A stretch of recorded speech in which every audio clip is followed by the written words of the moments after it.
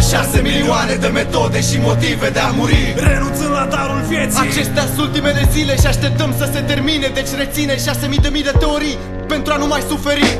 Terra 2002 era noastră. Nopți albe și zile negre pe planeta albastră definesc viața. Un drum sângeros către moarte, pavat cu beton, tentații, gloanțe și speranțe deșarte. Aproapele ți-e departe, linia întâi te desparte de război. Demonii printre noi împrăștie moarte. Strada e front deschis și dacă nu vezi ce se întâmplă zilnic, savurezi răsăritul cu pistolul în tâmplă. Ascultă, decibel profanții se imprimă irreversibil în timpan și ploi de napalm îți bat în geam. An de an, zi de zi, sub norii cenușii 6 milioane lovesc 6 miliarde de ținte vii. Ace otrăvitoare scuipă venin sub epidermă și copii cu viitorul furat se sting cu seringa în venă. Grija zilei de mâine sufocă dragostea maternă.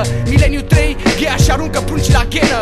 Precum o cangrenă, țara nimănui ne-nvăluie. Conceptul de mâine se năruie și de sub ruine aud cum se stinge ultimul acord de Stradivarius. A fost Erectus, Sapiens, urmează Nefarius. Descoperă 6 milioane de metode și motive de a muri, renunțând la darul vieții. Acestea sunt ultimele zile și așteptăm să se termine. Deci reține 6.000 de teorii pentru a nu mai suferi. Ai 6 milioane de porți ce te înconjoară. Deschide-le dacă poți, forțe interioare te îndeamnă să o faci. Dar chiar crezi că suporți să vezi ce dincolo? Crezi că vei fi catalogat lași dacă nu o faci? Eu zic lași dacă o faci și spun că e timpul să-ți lași soarta în mâinile nașilor. Fă pași spre viață, nu spre moarte și nu-ți fă griji. Universul va fi același chiar dacă tu tinzi să te înclini sau să strigi. Când te sperie întunericul, fi sigur că atunci când va veni timpul să mori, clar vei muri, te asigur. Voi fi acolo doar pentru a fi de 2 ori sigur. Voi fi acolo în perfectă simbioză cu viața, savurând metamorfoza gândurilor omului, aflat în fața morții, căutând cu aceeași torță stinsă răspunsuri înghețate pe veci, căci au fost ocolite în timpul vieții și reci fiori te trec când vezi că nu poți să treci pragul dintre cele două lumi curat.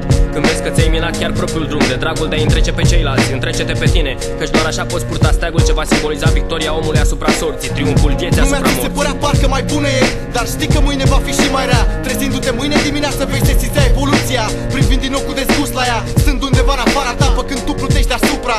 Și martor al acestor evenimente ești numai tu și nu un alt om. Deși suntem toți copuși din atomi, sunt diferențe mari ce te despart de ceilalți. Crezi asta? N-ai șanse să o dovedești decât cu moartea. Dar oare ești gata? Consideră ce câștigi și ce lași. Ai renunțat la prieteni adevărați ca să scapi de cei falși. Ai renunțat la cei dragi pentru ca ceilalți să nu-ți sugă sângele. Renunți la zâmbet pentru a nu mai plânge. Mergând pe firul acesta îți dai seama că ai vrea să trăiești. Dar chiar atunci când vrei să mai rămâi, e vremea să pleci. Se pare că n-ai aflat că timpul trece încet și tace. Viața e doar o conversație, ai grijă ce mesaje trimiți între ce faci. Descoperă 6 milioane de metode și motive de a muri, renunțând